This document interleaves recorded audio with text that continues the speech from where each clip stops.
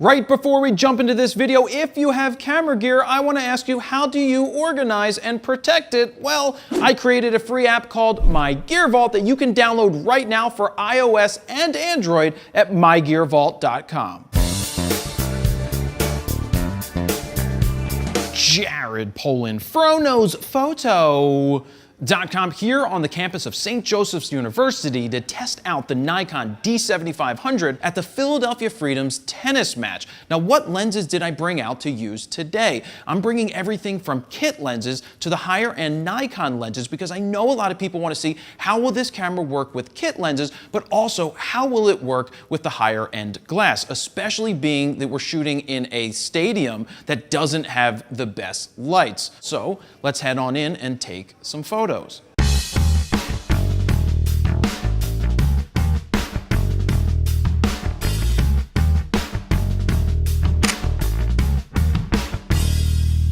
The first thing that we photographed was Dave Leno interviewing Billie Jean King. Now that was really awesome to be in the same room as such a powerful figure in American history and also in women's sports and women's rights. She is incredible. Now when I was taking photos, I switched between the 70-200 Nikon and the 18-400 Tamron.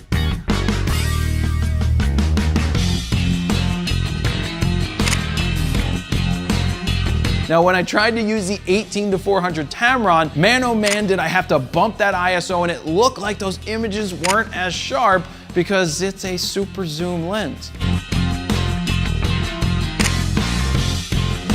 This camera sporting a 20.9 megapixel DX sensor, which means that it is a crop sensor that any lens you put on it, you multiply by 1.5x to get the 35mm equivalent. Now the sensor that's in this camera is the same that you will find in the Nikon D500, but comparing it to the D7200, which is its predecessor, that one had about 4 megapixels more. Now, do I think that this is a big deal? Honestly, no. You don't need those extra megapixels, especially being that this camera has an Speed 5 processor and that 20.9 megapixel sensor, which is great inside of that D500, which I think means it's going to be great inside of this one as well. And on top of that, there is no OLPF, which means you should get sharper images.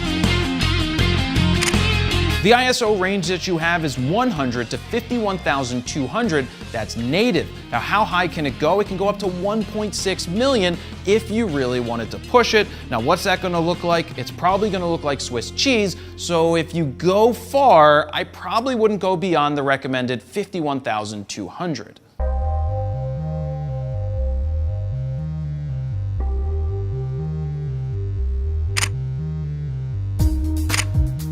The D7500 is 5% lighter than the D7200 because it uses carbon fiber. Now, one of the things that you'll also find with this camera, it is completely weather sealed, which is not something you find in some of the lower end cameras that manufacturers make. So that is a plus.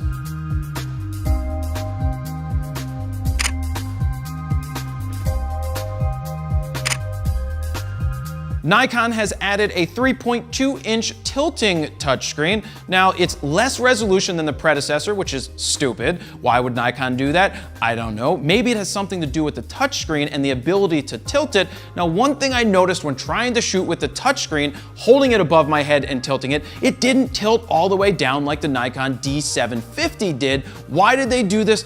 I don't know, but it does make shooting over your head more difficult because you can't tilt the screen flat like this.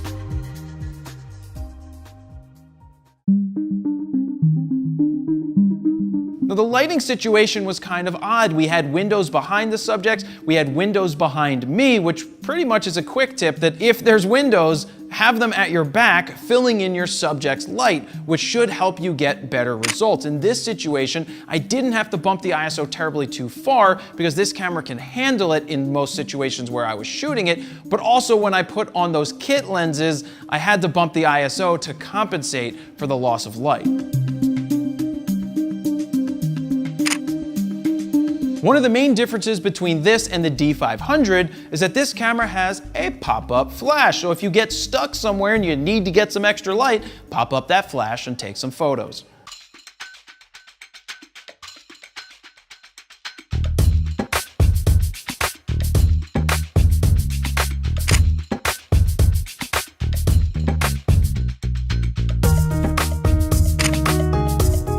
off shooting behind the baseline, which with the 70-200 lens acting as a 100-300 gave me a pretty nice reach, but it didn't fill the frame as much as I wanted when I was trying to shoot the opposite baseline. So I also switched around to use the 300 f4, which gave me the equivalent of a 450mm lens.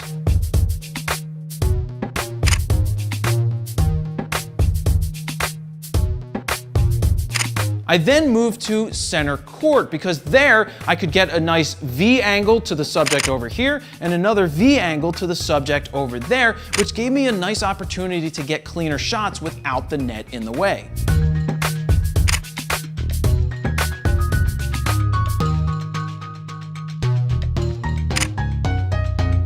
The camera shoots at 8 frames a second, which is getting up there to some of the early DSLRs that were much more expensive. 8 frames a second is a lot.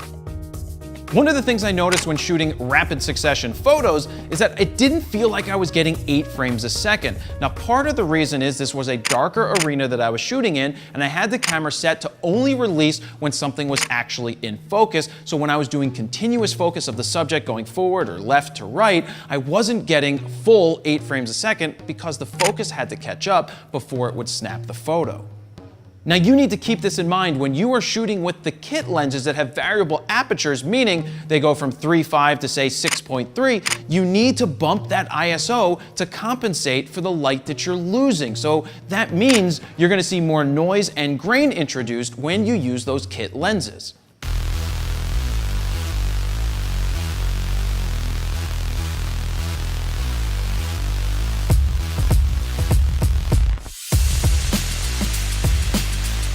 So I also moved behind the baseline, but there were risers set up, so I was up a little higher, which gave me a great opportunity to break out that 300 f4 because I was shooting down on this angle, which means the net wasn't in the way as much, and I got some awesome shots from there. So keep in mind, by changing your level, you're gonna change up the type of images you're gonna capture.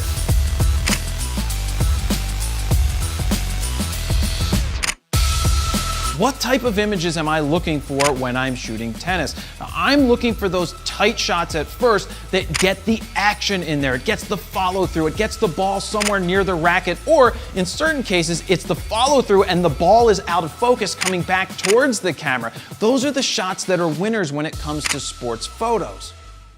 Here's a basic quick tip. When the players are about to play, you better not be moving and you better not be a distraction because somebody will yell at you and say, "Hey, hairball, stop moving." There are 51 autofocus points in this camera and 15 of them are cross type. Now, one thing you have to keep in mind is that they do not go edge to edge in this camera, which is kind of odd when you're shooting with a DX camera because the Nikon D500 has the focusing points edge to edge, which makes it easier to put those points where you want them. But 51 autofocusing points are great. 15 cross type, I would prefer that all of them are cross type. Maybe in the future they will do that, but in my experience shooting tennis, I didn't miss very often, and I was shooting in the 21-point continuous AF, and I think it did a really nice job.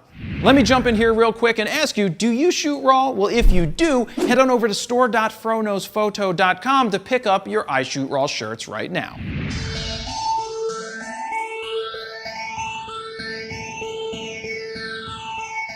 One of the biggest complaints you'll get from me and a lot of people out there who were looking at this camera seriously is that it has one SD card slot that is UHS-1, which means it's a slower card slot for transferring data. But the bigger deal is the fact that they got rid of the 2 SD card slots. I am a big fan of having 2 slots so that I can shoot redundant, shoot RAW files to one and shoot RAW files to the other, just in case something ever happens with the SD card. Now, it's not a complete deal breaker, it's just a major annoyance that Nikon went ahead and got rid of that SD card, that extra SD card slot.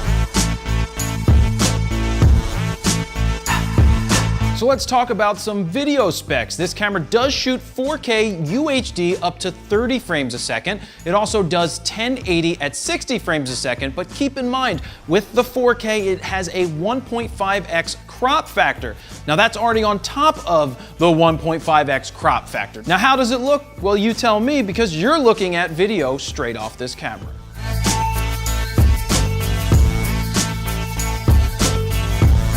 If you're wondering how will the autofocus be during video recording, it's going to be okay. It's not going to be the best of the best in the industry. If you're looking for a camera that does the best of the best in the industry autofocus while shooting video, you might want to check out Canon and their dual pixel AF.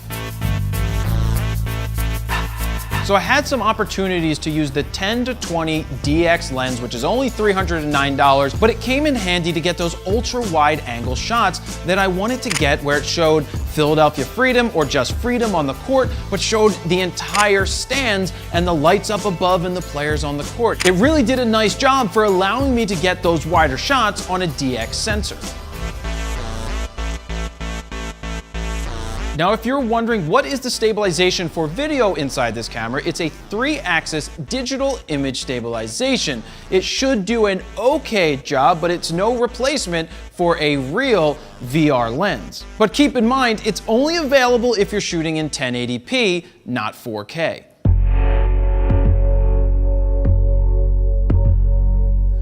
That ball was clearly out. Now they're arguing. Look, they're arguing.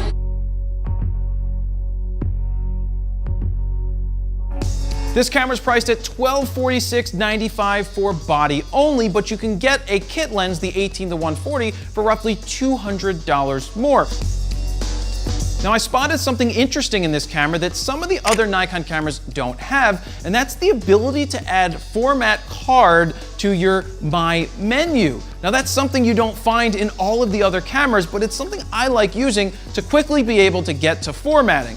Now, the reason they didn't put it there in the past is they don't want people to easily find the format, because they don't want them reformatting a card before they save the images.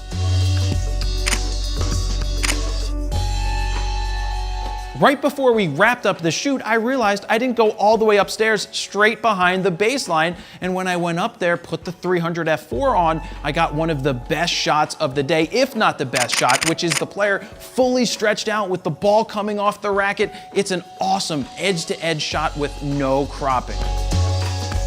Now, it has the up, up, down, down, left, right D-pad, but a joystick above that would put your thumb in the right position to be able to change your focusing points much easier. Now, that's something you start to find in the Nikon D500 and above cameras.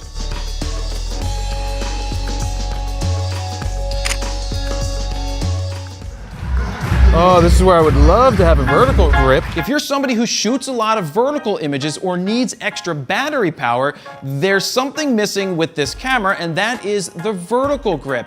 Nikon will not be making a grip to go on this camera, which means it's much more difficult to shoot vertical because you have to turn your hand over the top, and then you have to try and move the focusing points, which becomes more difficult. And also, if you want to have two batteries operating, you have one in the camera and one in the grip, well, you don't have that option now. Why did Nikon do this? I can't tell you. Maybe there will be a third-party grip, but I don't recommend third-party grips.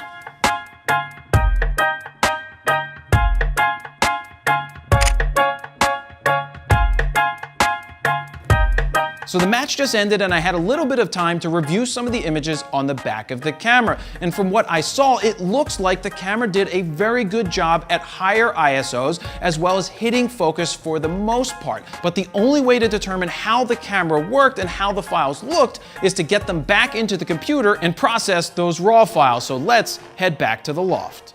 So here we are back at the loft to take a look at the images to see how they turned out, but I want to remind you that you can head over to the website to download the full res exported JPEGs as well as sample raw files so that you could pixel peep them yourself. So let's take a look at some of the images. So here is the first image, and it so happens to be of Sloane Stephens, who just won the US Open. Now, this was taken at 1250 ISO because it was a darker room with the 70-200, and everything looks perfectly fine to me right here. Now, moving on, Billie Jean King. Having Billie Jean King in the same room, she is a force to be reckoned with, and the color, I bumped up just a little bit, the color in her glasses in post. It looks like I'm not super tack on the eyes, but part of the reasons for that, there's multiple reasons now that I look at what I shot it with. One, I'm at 3200 ISO. Two, I'm shooting through glasses, which sometimes takes away some of the quality of the sharpness. And three,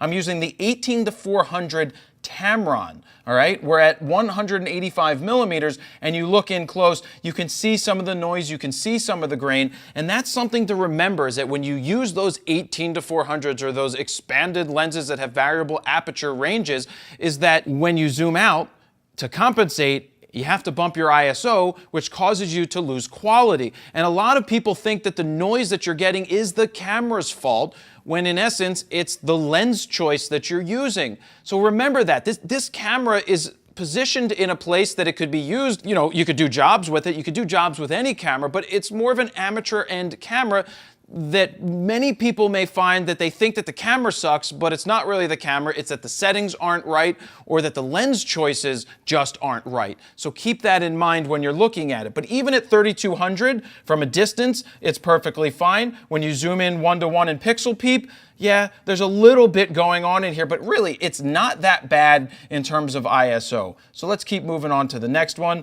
I just like this shot, switched back over to the 70-200, dropped my ISO just a little bit, and Billie Jean just looks really serious here. But I did show you the one before because she was really happy. It just is a serious look that she was given, but I like this shot right here. Now moving on to the match.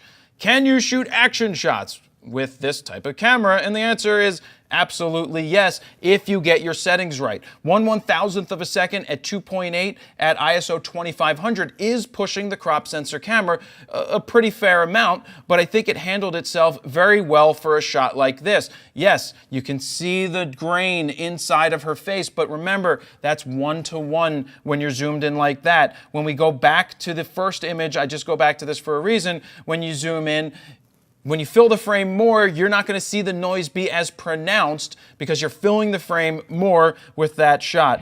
Let me jump in here real quick and say, do you want to take better pictures in only 11 days? Well, I created a free mini video course that you can sign up for free right now at froknosphoto.com/11 days.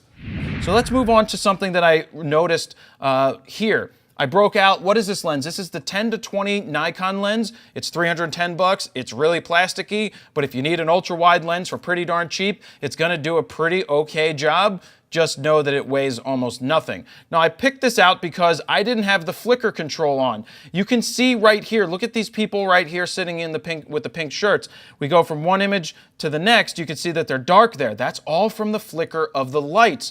But when I turned on the anti-flicker inside of the camera, what's happening is that the camera will not shoot when a flick is happening. It will only shoot on the not the flick, but on the or on the flick or the It's whichever way you want it to be. But just remember that anti-flicker is great because the camera won't shoot if it detects that it's gonna get that flicker. And as soon as I turned that on, no more flickered images, and they all were consistent from that point on under that lighting situation that I was in. Then when you're shooting tennis, you want to change up your angles. I talked about this before, and I was going for this type of shot. And luckily for me, his thumb isn't fully cut off on the side right here. But yes, now we're at 6400 ISO. I'm at f4 with the 300 millimeter. When you zoom in, yes, you can see some noise.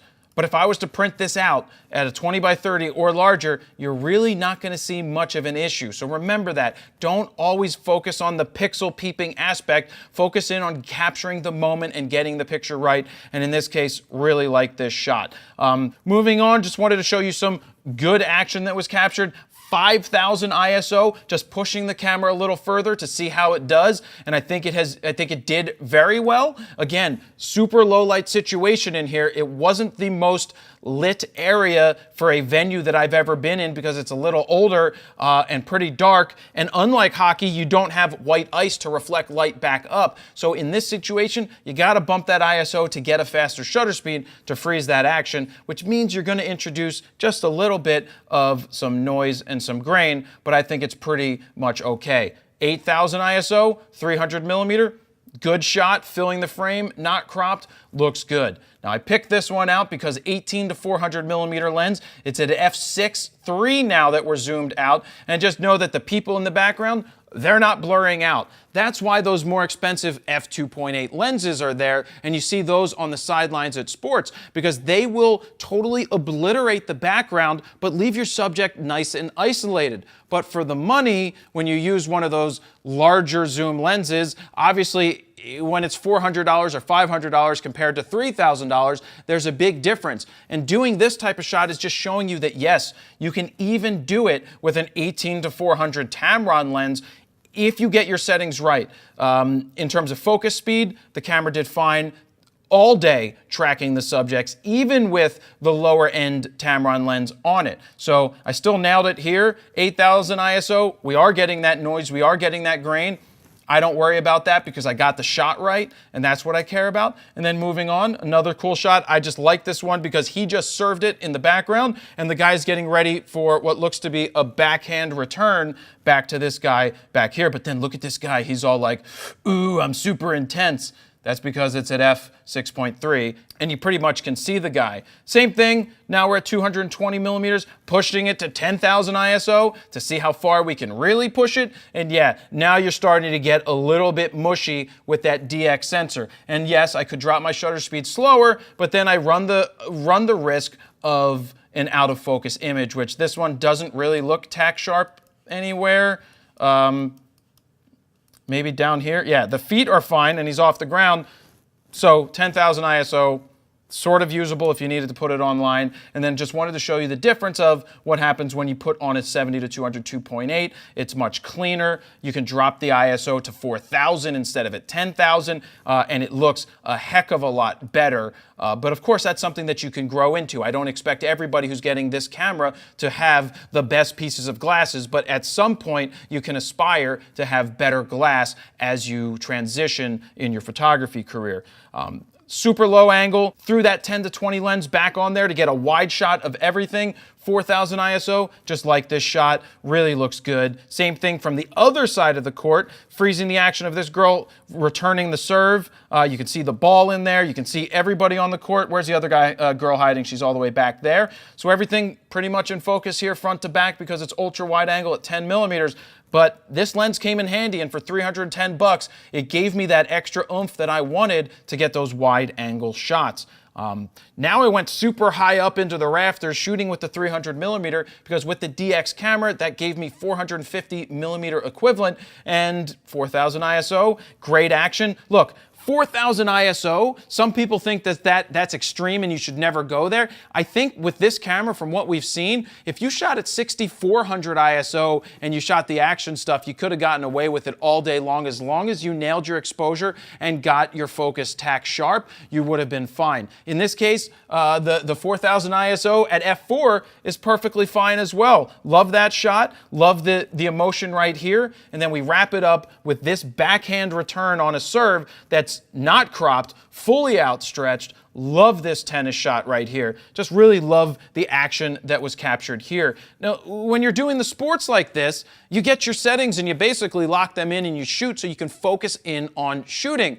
But the big question is who's this camera for and is it worth it? If you're just starting out, this is a very good camera to start with. It's not as expensive as the Nikon D500, but it's also not as inexpensive as the D5600, but it offers a lot of frames per second. If I was just starting out, like many years ago when I started at 13, I had 3 frames a second. This camera gives you a lot more. It gives you 8 frames a second for a pretty good value. That's a lot of frames a second. But one of the downsides is still the fact that Nikon got rid of the extra memory card slot. I'm still a big fan of having multiple card slots. Just in case something happens to card 1, I still have card 2. So if that is something that you can't live with, then you may need to upgrade to a higher end Nikon, because even on the Canon side, in the equivalent type camera, that only has 1 card as well. So if you need 2 cards, you're gonna have to spend more money and get something like the D500. D7500.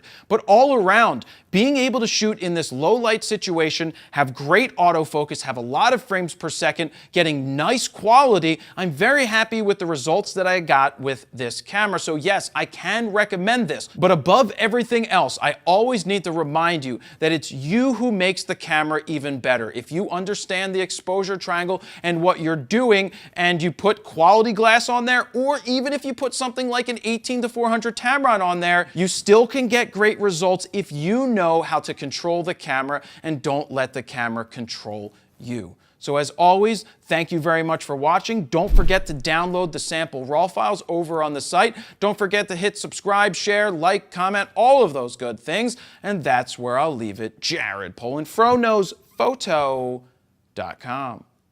See ya.